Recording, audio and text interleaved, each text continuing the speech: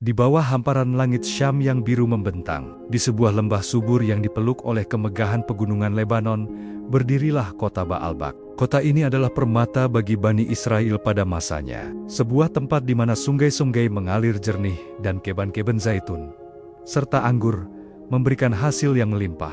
Namun, keindahan fisik Baalbak hanyalah topeng bagi sebuah borok spiritual yang sangat dalam.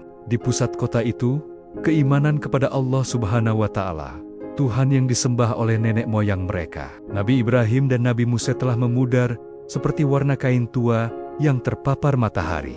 Penduduk Baalbak telah terperosok ke dalam lembah kesesatan yang gelap. Mereka membangun sebuah berhala raksasa yang terbuat dari emas murni yang mereka beri nama Baal. Berhala ini digambarkan sebagai sosok perkasa yang memegang petir, dianggap sebagai dewa kesuburan dan penguasa langit. Setiap pagi, asap kemenyan membubung tinggi dari kuil-kuil megah, menutupi langit kota dengan aroma yang memuakan bagi jiwa-jiwa yang lurus. Rakyat bersujud di atas debu, memohon hujan dan keberuntungan kepada sebongkah logam yang dingin, yang tak mampu mendengar, apalagi menjawab. Mereka telah menukar kemerdekaan ruhani dengan perbudakan benda mati. Di tengah-tengah kebusukan moral ini, lahirlah Ilyas bin Yasin. Sejak masa kanak-kanaknya, Ilyas adalah pemuda yang berbeda. Sementara anak-anak sebayanya asyik bermain di sekitar kuil Baal, Ilyas lebih sering ditemukan sedang termenung di lereng perbukitan, memandangi kerumitan sayap serangga atau gerak teratur bintang-bintang di langit malam. Hatinya yang murni menolak logika kaumnya. Bagaimana mungkin patung yang mereka buat dengan tangan mereka sendiri, yang mereka bersihkan debunya setiap hari, bisa menjadi pencipta dunia ini? Batinnya bertanya-tanya. Ilyas tumbuh dengan kesadaran yang tajam akan ketuhanan. Ia merasakan kehadiran Sang Pencipta dalam setiap hembusan angin yang menggoyangkan daun sidar, dalam setiap tetes embun yang membasahi bumi. Baginya, alam semesta adalah kitab yang terbuka, yang menceritakan keagungan Allah, bukan Baal yang bisu. Namun, ia merasa asing di tanah airnya sendiri. Ia melihat saudaranya, tetangganya, bahkan para pemimpinnya, larut dalam pesta pora kemusyrikan yang penuh dengan kemaksiatan. Raja Ahab yang memerintah saat itu, di bawah pengaruh istrinya yang licik dan kejam, Isabel, telah menjadikan penyembahan Baal sebagai agama resmi negara. Siapapun yang mencoba mengingatkan tentang ajaran Taurat akan menghadapi penindasan atau kematian. Dalam kesendiriannya yang panjang di pegunungan, Ilyas sering menangis melihat nasib kaumnya. Ia merindukan kebenaran yang pernah dibawa oleh para nabi terdahulu. Ia memohon dalam doa-doa rahasianya agar Tuhan memberikan jalan keluar bagi kegelapan yang mengepung Baalbak. Ia tidak tahu bahwa kegelisahan hatinya adalah persiapan bagi sebuah tugas raksasa. Tuhan sedang menempa jiwanya menjadi sekeras batu karang dan sebening kristal. Ia sedang dipersiapkan untuk menjadi badai yang akan mengguncang kemapanan berhala-berhala tersebut. Malam-malam di Baalbak mungkin terasa tenang bagi para penyembah berhala yang tertidur pulas setelah berpesta. Namun bagi Ilyas, malam adalah waktu untuk berjaga.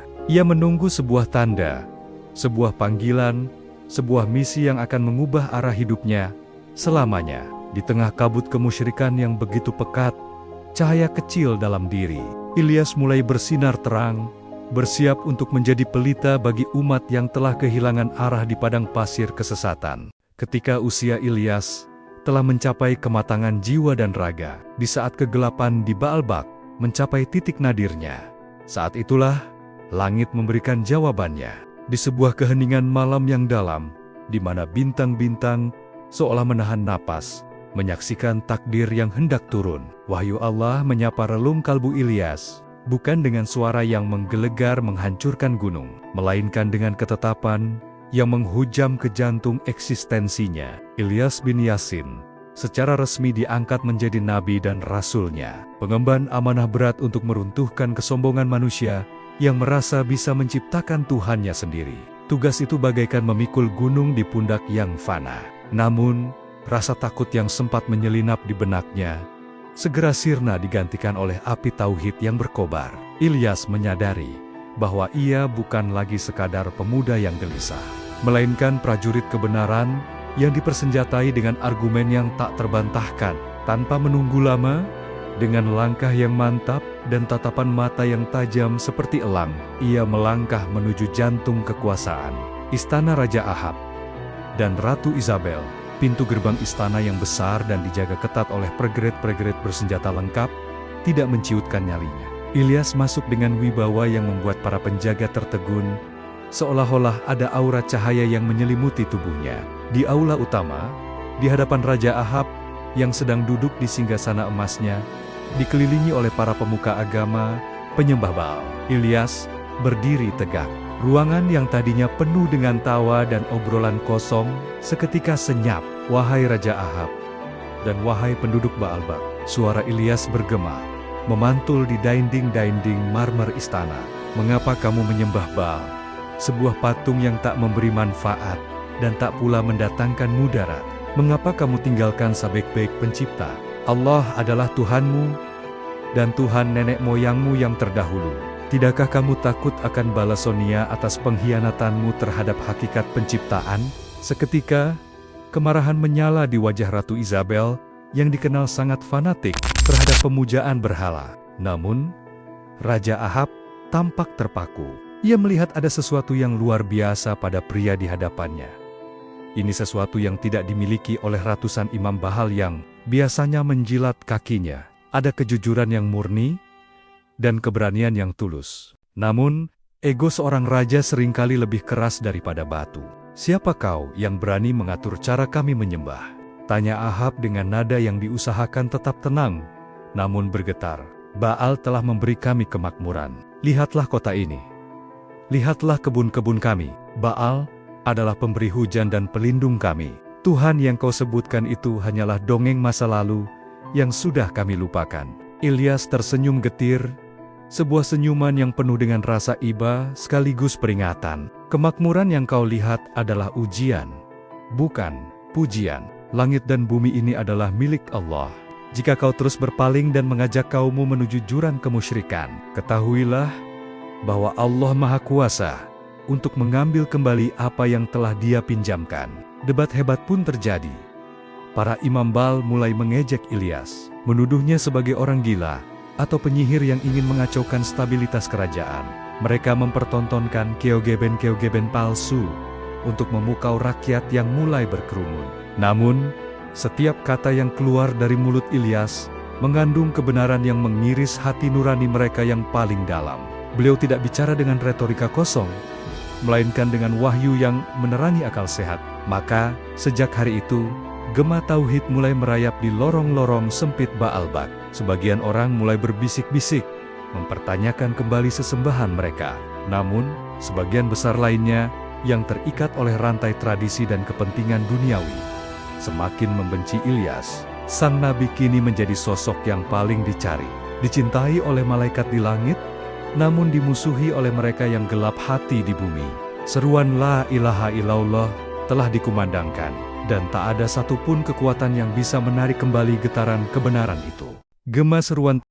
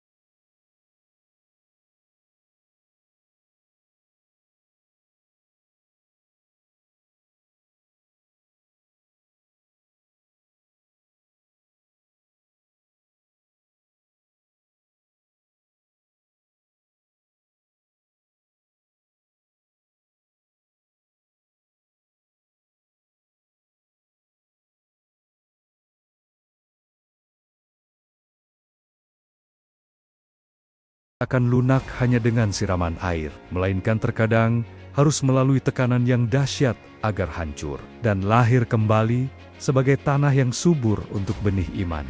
Perang batin antara kasih sayang seorang nabi kepada umatnya dan ketegasan prinsip tauhid mulai berkecamuk dalam jiwanya, mempersiapkan beliau untuk langkah selanjutnya yang akan mengubah sejarah Baalbak selamanya.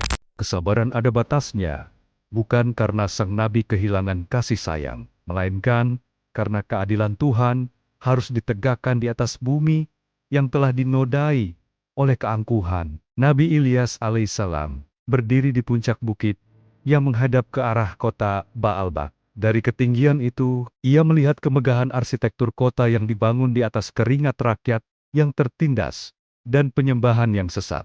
Ia melihat asap dupa dari kuil Baal masih mengepul ke langit, sebuah penghinaan turang-teranggen terhadap Sang Pencipta yang telah memberikan mereka nafas dan kehidupan. Dengan hati yang berat, namun penuh keyakinan, Ilyas mengangkat kedua tangannya ke langit. Tubuhnya bergetar, bukan karena takut, melainkan karena beratnya kalimat yang akan ia ucapkan. Ya Allah, Tuhan penguasa alam semesta. Rintihnya dalam doa yang khusyuk, Engkau telah melihat bagaimana kaum ini menentangmu. Mereka menyembah berhala dan membanggakan kemakmuran yang Engkau berikan sebagai dalih untuk tetap dalam kekafiran.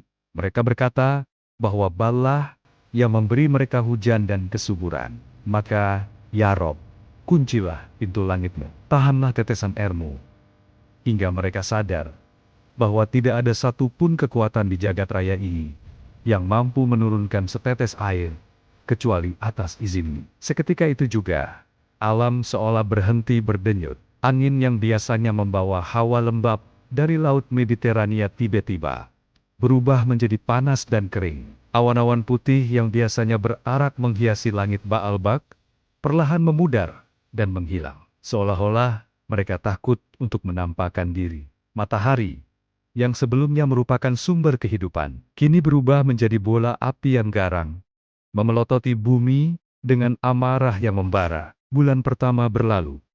Rakyat Baalbak masih tertawa. Mereka menganggap cuaca panas ini hanyalah siklus biasa. Namun, memasuki bulan ke-6, kegelisahan mulai merayap. Sungai Litani yang biasanya mengalir deras mulai menampakkan dasarnya yang berbatu. Sumur-sumur penduduk yang dalam mulai mengeluarkan bunyi kosong saat timba dilemparkan. Pohon-pohon zaitun yang hijau mulai layu. Daun-daunnya menguning dan gugur sebelum waktunya, menyelimuti tanah dengan karpet kematian yang kering. Tahun pertama kekeringan adalah masa keprihatinan. Tahun kedua adalah masa penderitaan. Dan tahun ketiga adalah masa kematian. Baalbak yang tadinya hijau royo-royo, kini berubah menjadi bentang alam yang mengerikan. Tanah-tanah terbelah seperti luka yang menganga, meminta minum kepada langit yang tetap membisu. Ternak-ternak sapi, kambing, dan domba tumbang satu persatu di padang rumput yang kini hanya berisi debu. Suara tawa di pesta-pesta istana digantikan oleh jerit tangis bayi-bayi yang kehausan dan rintihan orang tua yang kelaparan. Raja Ahab dan Ratu Isabel memerintahkan para imam Baal untuk melakukan ritual besar-besaran. Ribuan orang bersujud di depan patung emas itu, memotong nadi mereka sendiri, berteriak hingga serak, memohon agar Baal menurunkan hujan. Namun, patung itu tetap diam. Emasnya berkilau memantulkan sinar matahari yang menyengat, seolah mengejek ketidakberdayaan para penyembahnya. Tidak ada awan, tidak ada guntur, tidak ada setetes pun air. Di tengah bencana itu, Nabi Ilyas melihat dengan mata kepalanya sendiri betapa menyedihkannya manusia tanpa rahmat Tuhan. Beliau merasakan kepedihan yang sama, namun beliau tahu bahwa ini adalah satu-satunya cara untuk meruntuhkan kesombongan mereka. Kekeringan ini bukan sekadar bencana alam. Ini adalah pesan bisu yang berteriak lebih keras dari ceramah manapun. Langit telah dikunci oleh doa seorang lelaki yang mereka usir. Dan hanya kunci yang sama melalui taubat yang murni yang akan mampu membukanya kembali. Di tengah debu yang beterbangan, Ilyas tetap tegar, menjadi saksi atas kehancuran sebuah peradaban yang mencoba menantang kekuasaan Sang Khalik. Di tengah derita kekeringan yang mencekik Baalbak, amarah Raja Ahab meledak bak gunung berapi. Alih-alih bersujud memohon ampun kepada Allah, sang raja justru menuding Nabi Ilyas sebagai pembawa sial dan penyebab segala malapetaka. Cari dia, seret pria itu ke hadapanku. Jika dia tidak mau memanggil hujannya, maka darahnya akan membasahi tanah ini. Sebagai gantinya, teriak Ahab kepada panglima perangnya. Sayembara pun disebarkan. Siapapun yang membawa kepala Ilyas akan diberi imbalan emas seberat tubuhnya. Namun, Allah tidak membiarkan kekasihnya berjalan sendirian dalam bahaya. Melalui wahyu yang lembut, Allah memerintahkan Ilyas untuk meninggalkan pemukiman dan berjalan ke arah timur, menuju sebuah lembah tersembunyi yang dialiri oleh sungai kecil bernama Sungai Kerit. Di sanalah, di balik rimbunnya semak berduri dan celah-celah tebing yang curam, Nabi Ilyas menemukan sebuah gua yang sunyi. Gua itu gelap, lembab, dan terasing dari dunia luar. Namun bagi Ilyas, tempat itu adalah istana kedamaian yang diberikan oleh Tuhannya.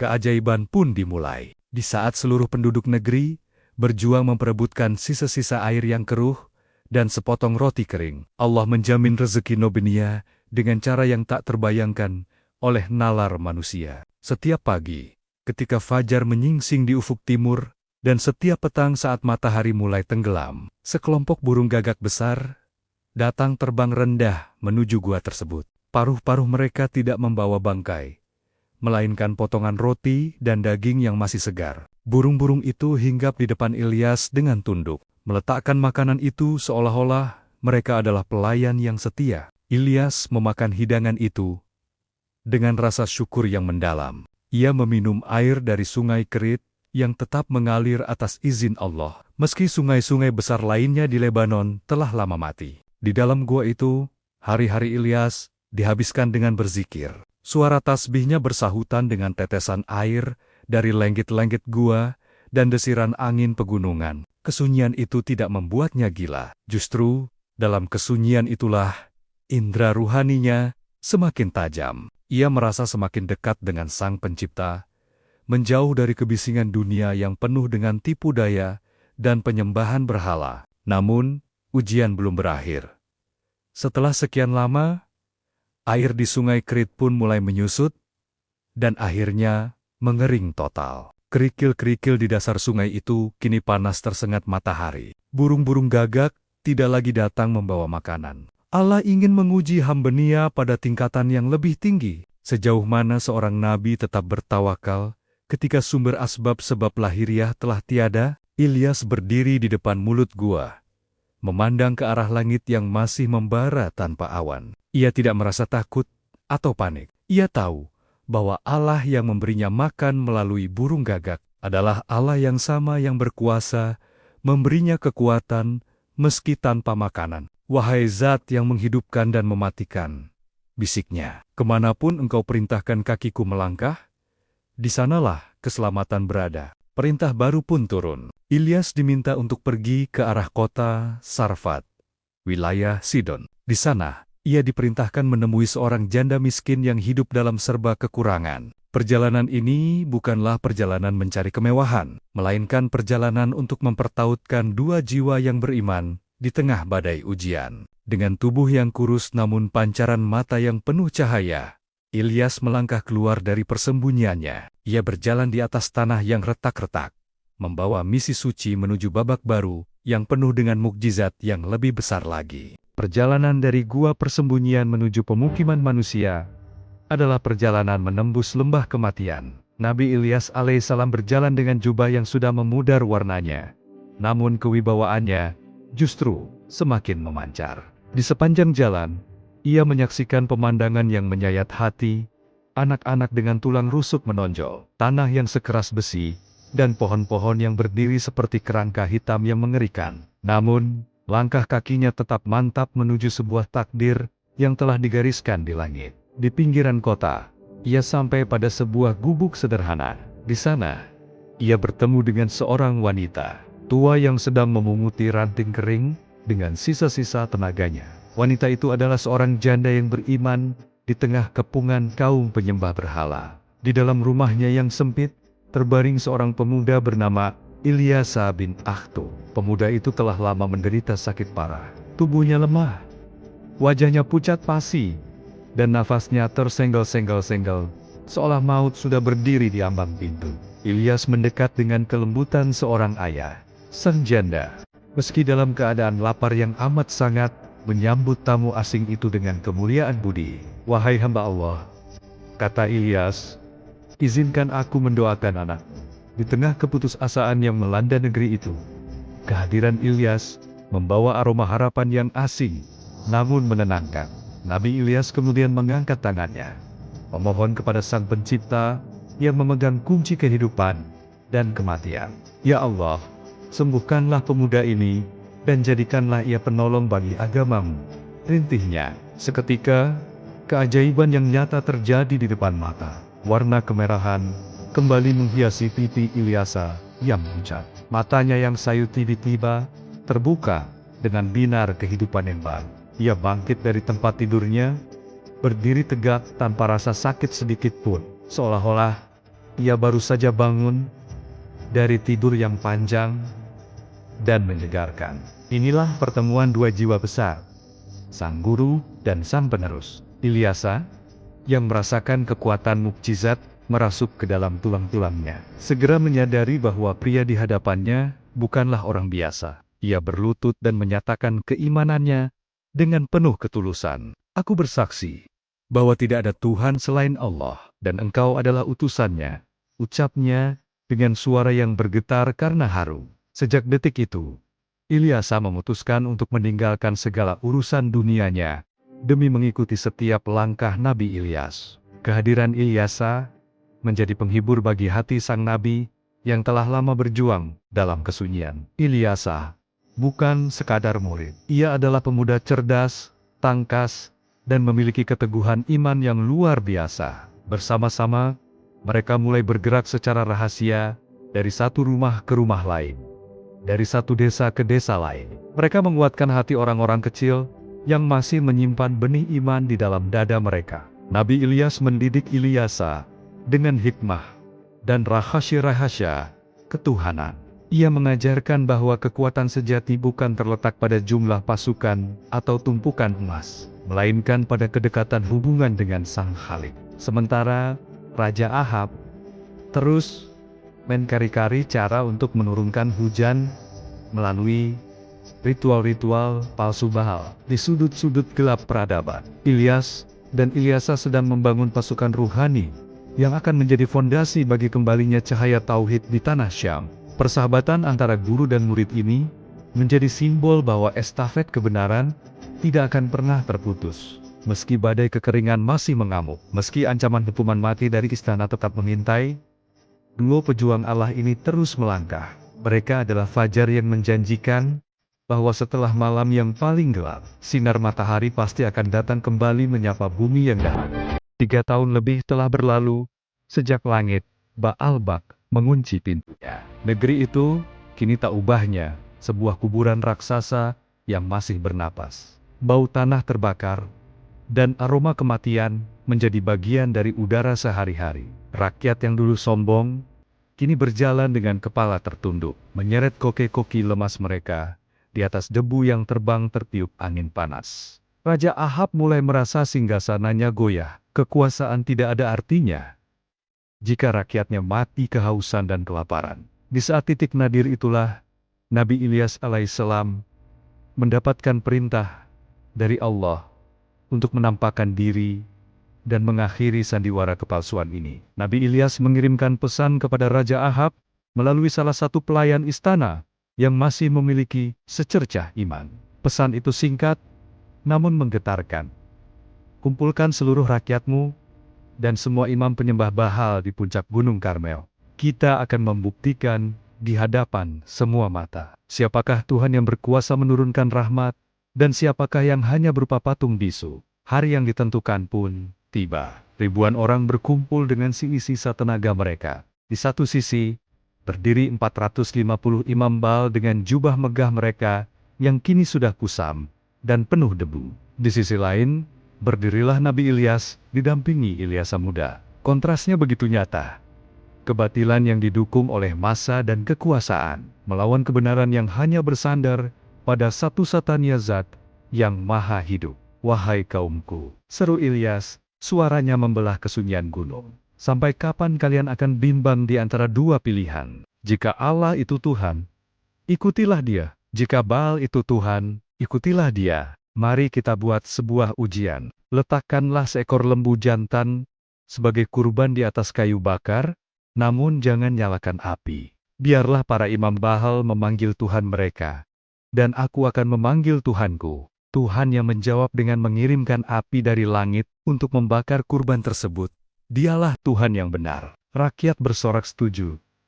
Tantangan ini begitu adil dan nyata. Para imam Baal memulai ritual mereka terlebih dahulu. Mereka mulai menari-nari, mengelilingi altar, berteriak-teriak histeris. Wahai Baal, jawablah kami. Wahai Baal, turunkan apimu. Jam demi jam berlalu. Matahari telah mencapai puncaknya, namun altar itu tetap dingin. Ilyas dengan tenang menyindir mereka. Berteriaklah lebih keras. Mungkin Tuhanmu sedang tidur. Atau mungkin dia sedang dalam perjalanan jauh, sehingga tidak mendengar teriakanmu. Para imam itu semakin gila. Mereka mulai melukai tubuh mereka sendiri dengan pedang dan tombak, hingga darah bercucuran. Sebuah ritual keputusasaan yang mengerikan, namun langit tetap membisu. Hingga waktu asyar tiba, tak ada api, tak ada suara, tak ada jawaban. Berhala emas yang mereka agungkan hanya diam membeku di bawah terik matahari. Kini giliran Nabi Ilyas. Beliau melangkah menuju altar yang telah runtuh. Lalu menyusun kembali 12 batu yang melambangkan suku-suku Bani Israel. Beliau meletakkan kayu bakar dan daging kurban di atasnya, untuk menunjukkan bahwa tidak ada tipuan. Ilyas memerintahkan rakyat untuk menyiram altar itu dengan air hingga 3 kali, sampai air meluap dan memenuhi parit di sekeliling altar. Secara logika, kayu yang basah kuyup mustahil terbakar. Nabi Ilyas kemudian bersujud dengan dahi menyentuh tanah yang lembab. Dalam keheningan yang mencekam, beliau berdoa dengan suara yang lirih, namun penuh keyakinan. Ya Allah, Tuhan Ibrahim, Ishak, dan Yakub, nyatakanlah pada hari ini bahwa Engkaulah Allah di Israel, dan bahwa aku adalah hamba-Mu, dan bahwa atas firman-Mu lah aku melakukan segala perkara ini. Jawablah aku ya Allah, jawablah aku, supaya bangsa ini tahu bahwa Engkaulah Allah, dan Engkaulah yang membalikan hati mereka kembali. Seketika, guntur menggelegar di langit yang biru bersih. Sebuah lidah api yang sangat terang turun dengan kecepatan kilat dari angkasa, menyambar altar tersebut. Api itu begitu dahsyat, hingga bukan hanya daging kurban dan kayu bakar yang habis terbakar, melainkan air di perit-perit itu pun menguap seketika. Dan batu-batu altar itu hangus menjadi abu. Rakyat yang melihat kejadian itu serentak tersungkur mencium bumi, berteriak dengan satu suara yang menggetarkan gunung. Allah, dialah Tuhan, Allah, dialah Tuhan. Melihat pemandangan itu, para imam Baal lari ketakutan.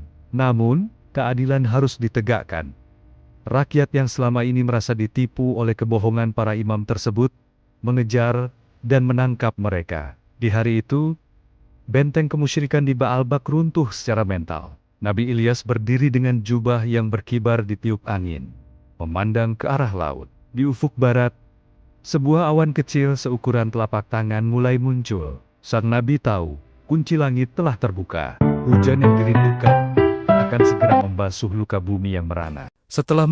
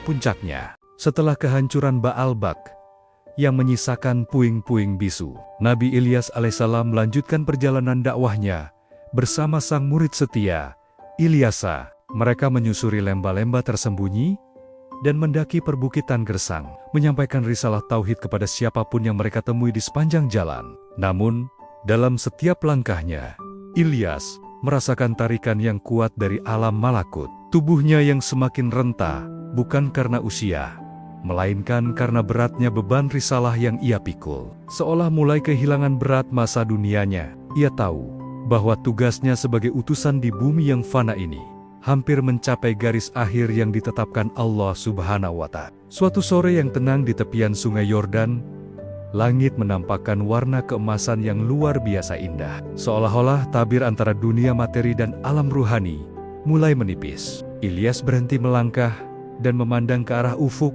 dengan tatapan yang sangat dalam, penuh kerinduan kepada Sang Khalik. Di sampingnya, Ilyasa merasakan kesedihan yang tak terbendung. Sebagai murid yang telah bertahan-tahan mengikuti setiap jejak gurunya, ia merasakan ada aroma perpisahan yang menggantung di udara. "Wahai guruku, apa yang akan terjadi pada hari ini?" tanya Ilyasa dengan suara bergetar. Nabi Ilyas menoleh, memberikan senyuman paling teduh yang pernah dilihat Ilyasa. "Wahai anakku, Allah akan segera menjemput hambanya. Tetaplah teguh dalam iman, karena Allah tidak akan pernah meninggalkan hamba-Nya yang berserah diri." Tiba-tiba, suasana berubah menjadi sangat sakral. Angin puyuh yang lembut, namun berenergi besar, mulai berputar di sekitar mereka. Namun anehnya, tak ada debu yang mengganggu penglihatan. Dari pusat angin itu, muncul sebuah kendaraan yang terbuat dari jalinan cahaya yang menyilaukan dalam banyak riwayat. Digambarkan sebagai kuda atau kereta api yang berkilauan. Kendaraan itu tidak membakar, melainkan memancarkan hawa kedamaian yang tak terlukiskan dengan kata-kata manusia. Sebelum langkah menuju cahaya tersebut, Nabi Ilyas alaihissalam melakukan satu tindakan simbolis yang terakhir. Beliau melepaskan jubah kenabiannya selembar kain sederhana yang telah menjadi saksi bisu perjuangannya di gua, di gunung, dan di hadapan raja. Beliau melemparkan jubah itu ke arah Ilyasa. "Ambillah ini, Ilyasa. Teruskanlah risalah ini. Engkau telah terpilih untuk menjadi pelita bagi Bani Israel setelah kepergianku." Ilyasa menangkap jubah itu dengan kedua tangannya yang gemetar. Saat jubah itu menyentuh kulitnya, ia merasakan kekuatan iman dan hikmah yang luar biasa mengalir ke dalam jiwanya. Itulah momen penobatan resmi Ilyasa sebagai nabi penerus. Dengan air mata yang mengalir, ia menyaksikan gurunya naik ke atas kendaraan cahaya tersebut. Perlahan tapi pasti, kendaraan itu mulai terangkat ke angkasa. Nabi Ilyas alaihissalam tidak melalui pintu kematian seperti manusia biasa pada umumnya dalam momen tersebut. Ia diangkat, diselamatkan oleh Allah ke langit. Cahaya itu semakin mengecil, menembus lapisan awan, hingga akhirnya menghilang di balik birunya langit yang tak berujung. Ilyasa berdiri mematung sendirian di tepi sungai. Namun ia tidak lagi merasa kesepian. Di tangannya ada jubah sang guru, dan di dadanya ada api tauhid yang kini menyala lebih besar dari sebelumnya. Peristiwa pengangkatan Nabi Ilyas ini menjadi salah satu mukjizat paling misterius dan agung dalam sejarah kenabian. Ia meninggalkan dunia ini tanpa meninggalkan makam yang bisa diziarah, seolah-olah ingin mengajarkan bahwa seorang pejuang kebenaran sejati tidak pernah benar-benar mati. Jiwanya akan selalu hidup dalam setiap sanubari orang yang beriman. Ilyasa kemudian membalikkan badan, berjalan pulang dengan jubah yang kini melekat di bahunya, siap menghadapi dunia yang keras demi melanjutkan cahaya yang telah ditinggalkan oleh gurunya. Setelah cahaya yang membawa Nabi Ilyas alaihissalam menghilang di balik cakrawala langit, keheningan yang panjang menyelimuti lembah sungai Yordan. Ilyasa Amerika Serikat berdiri terpaku, mendekap jubah sang guru dengan erat. Ia menyadari bahwa mulai hari itu, beban langit telah berpindah ke pundaknya. Namun, kepergian Nabi Ilyas bukanlah sebuah kehilangan yang hampa. Itu adalah kelahiran sebuah warisan abadi yang akan terus bergema melintasi zaman, melampaui batas-batas kota Baalbak yang kini telah menjadi debu. Kisah Nabi Ilyas alaihissalam bukanlah sekadar dongeng tentang seorang pria yang melawan raja yang lalim. Bukan pula hanya tentang mukjizat turunnya api dari langit. Kisah beliau adalah sebuah manifestasi dari izah kemuliaan iman yang tidak sudi tunduk kepada selain Allah. Meski harus berdiri sendirian melawan arus dunia, beliau mengajarkan kepada umat manusia bahwa kebenaran tidak ditentukan oleh jumlah pengikut, melainkan oleh hubungan yang teguh dengan Sang Pencipta. Meski ia diusir, diburu, dan hidup dalam kesunyian gua, ia tetaplah sosok yang paling merdeka, karena hatinya tidak pernah diperbudak oleh selainnya. Puing-puing Baalbak, yang sisa-sisanya masih bisa disaksikan oleh generasi setelahnya, menjadi ayat yang nyata, tanda bagi mereka yang memiliki akal. Allah membiarkan reruntuhan itu tetap ada, agar manusia ingat bahwa peradaban sehebat apapun, jika dibangun di atas landasan kesombongan dan kemusyrikan, pada akhirnya akan runtuh tersungkur. Baal yang terbuat dari emas murni, terbukti tak mampu menahan guncangan bumi. Sementara doa seorang hamba yang tulus, mampu mengunci dan membuka pintu langit. Ini adalah pelajaran tentang hakikat kekuatan yang sesungguhnya. Nama Nabi Ilyas alaihissalam pun diabadikan oleh Allah Subhanahu wa Ta'ala dalam kitab suci Al-Qur'an dengan pujian yang sangat mulia, dan kesejahteraan dilimpahkan atas Ilyas. Sesungguhnya demikianlah kami memberi balasan kepada orang-orang yang berbuat baik. Sesungguhnya dia termasuk hamba kami yang beriman. QS As-Saffat 130-132. Kalimat ini menjadi stempel kebenaran yang tidak akan pernah terhapus oleh waktu, menjadikan beliau sebagai teladan bagi setiap jiwa yang merasa asing karena memegang teguh prinsip kebenaran di tengah masyarakat yang tersesat. Warisan Nabi Ilyas juga hidup melalui keberlanjutan dakwah Nabi Ilyas alaihissalam. Sang murid melanjutkan perjuangan dengan jubah yang sama, membawa semangat yang sama, dan menghadapi tantangan yang serupa. Hal ini mengajarkan kita tentang pentingnya kaderisasi dalam iman. Kebenaran tidak boleh berhenti pada satu individu. Ia harus dialirkan, dididikan, dan diwariskan kepada generasi berikutnya, agar cahaya Tuhan tidak pernah benar-benar padam dari muka bumi. Kini, ribuan tahun telah berlalu sejak Nabi Ilyas diangkat ke langit. Namun, setiap kali seorang manusia memilih untuk jujur di tengah kebohongan, setiap kali seseorang memilih untuk menyembah Allah di tengah godaan dunia yang berhala, di sanalah semangat Nabi Ilyas hadir kembali. Beliau mengingatkan kita bahwa jalan menuju Tuhan seringkali sunyi dan penuh duri. Namun, di ujung jalan itu, ada kendaraan cahaya yang menanti untuk membawa ruh kembali ke pelukan kasih sayang Nea yang abadi. Demikianlah kisah Nabi Ilyas alaihissalam berakhir di dunia fana, namun kisahnya tetap abadi di hati orang-orang yang merindukan cahaya. Beliau adalah badai bagi kebatilan dan embun bagi keimanan. Semoga keselamatan dan kedamaian senantiasa tercurah kepadanya, sang Nabi yang tak pernah gentar, sang pembawa api tauhid yang murni. Bila Anda terhibur dengan sajian kami, silahkan subscribe, like, share, dan komen, agar Anda tidak ketinggalan dengan video kisah Nabi yang terbaru.